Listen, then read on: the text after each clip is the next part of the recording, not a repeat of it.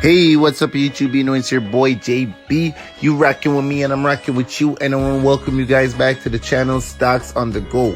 Guys, if you are new to the channel, please go ahead, hit the subscription button, tap on the notification bell, and pound on the like button, guys.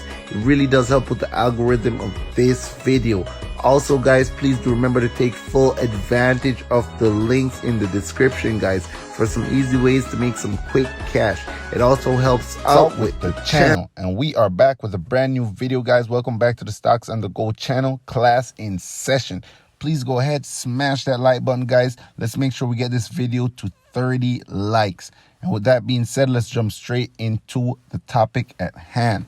So today, guys, we're going to take a look at two semiconductor ETFs that I think have a lot of growth potential. And I think that if you are looking into that sector, guys, and you don't want to take the high risk of just picking one individual stock, I do think that one of these ETFs just might be that perfect fit for your portfolio. So with that being said, guys, let's jump straight into these two ETFs, class in session.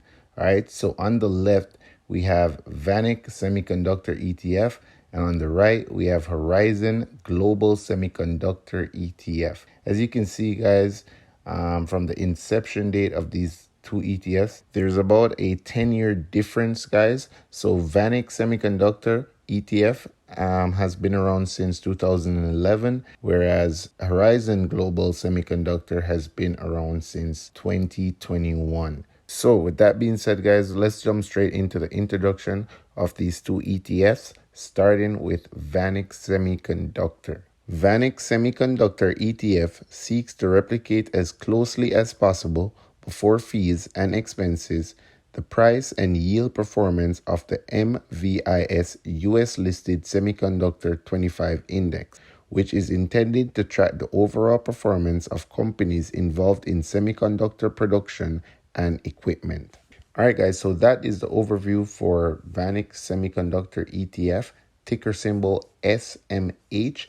And now we're going to jump straight into Horizon Semiconductor ETF. Let's go. CHPS seeks to replicate to an extent possible and net expenses the performance of an index that is designed to provide exposure to the performance of global publicly listed companies engaged in the production and development of semiconductor and semiconductor equipment. Currently, CHPS seeks to replicate the performance of the Solactive Capped Global Semiconductor Index, net of expenses. CHPS seeks to hedge the US dollar value of its portfolio to the Canadian dollar at all times. All right, guys, so now that we got the introduction of both these ETFs out of the way, let's jump into some more of the juicier stuff like dividends, stats, expense ratio.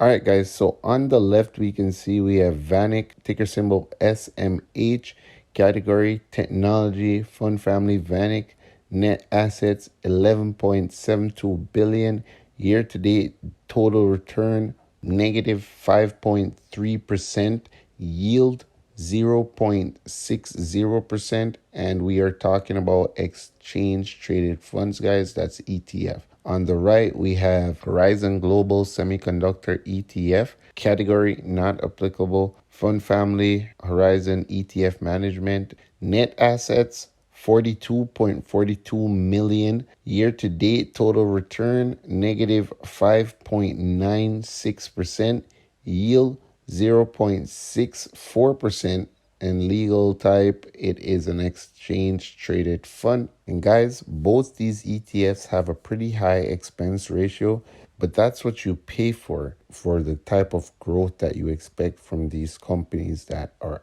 in these ETFs. So on the left, we have VanEck Semiconductor with an expense ratio of 0.35%. And on the right, we have Horizon Global Semiconductor with a expense ratio of 0.45%. All right, guys, so next off, let's take a look at the dividends, which I think is the least important aspect of anybody picking a ETF in this sector, just mainly because the stocks that are held in these ETFs, they're mainly focused on growth and not dividend.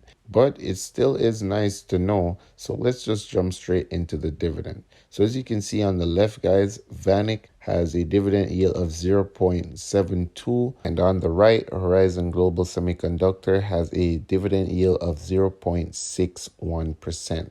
All right, guys, so let's jump into the holdings because this is where I think things start to look a little bit different, guys, based on the different individual stock allocation. So as you can see on the left, guys, VanEck Holdings, TSM is 10.94%, NVIDIA is 8.2%, Broadcom is 5.74%, ASLM is 5.25%, Intel is 3.13%. And that is the top 5 holdings in VanEck Semiconductor ETF, guys. If you'd like to go through the top 10, you can just pause the video. So now on the right, we have Horizon Global Semiconductor ETFs holdings. And the number one spot goes to NVIDIA with 12.82%, TSM with 9.69%, ASML with 9.22%,